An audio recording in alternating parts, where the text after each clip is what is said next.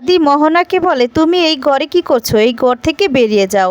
এরপর মোহনা বলে, আসলে তোমার তো শুভলক্ষ্মীর জন্য মন খারাপ, তাই আমি শুভলক্ষ্মীর মতো করেই সাজিয়ে সেজেছি।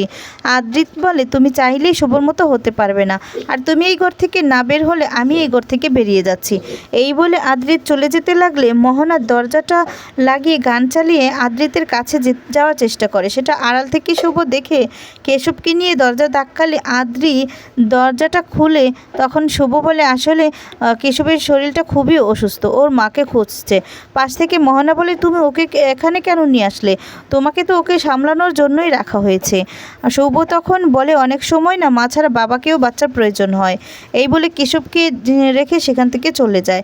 এরপর আদ্রিত মোহনাকে বলে, আমি বুঝি তোমার বাচ্চার সময়েও নিজের মা হবে না? বলবে ওকে এই ঘরে কেন নিয়ে এসেছে? তখন বলে, না আসলে ও তো আমার বাচ্চার মতোই। এরপর আদ্রিত মোহনাকে বের করে দেয়, বের করে দরজাটা লাগিয়ে দেয়।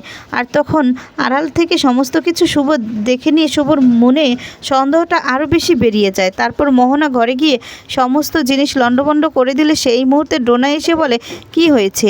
মোহনা বলে যে কিছু হয়নি। তখন বলে, ডোনা বলে যে আমাকে বলতে পারো, তোমার আর আমার উদ্দেশ্য তো একই।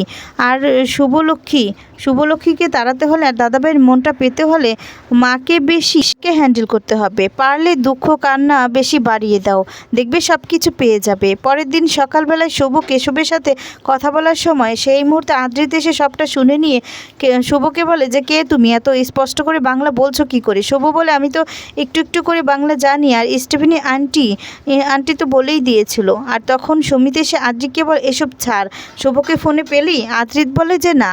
সমিত বলে, শুভ এরকমভাবে চলে যাবে আমরা কেউ ভাবতে পারিনি। ও ছাড়া বাড়ির কেমন যেন হয়ে গিয়েছে, এটা তো আমরা কেউ ডিনাই করতে পারি না। এরপর আদ্রিত শুভকে বারবার করে ফোন করলে আপন মনে বলে যে, আদ্রিত কেন বারবার আমাকে ফোন করছে?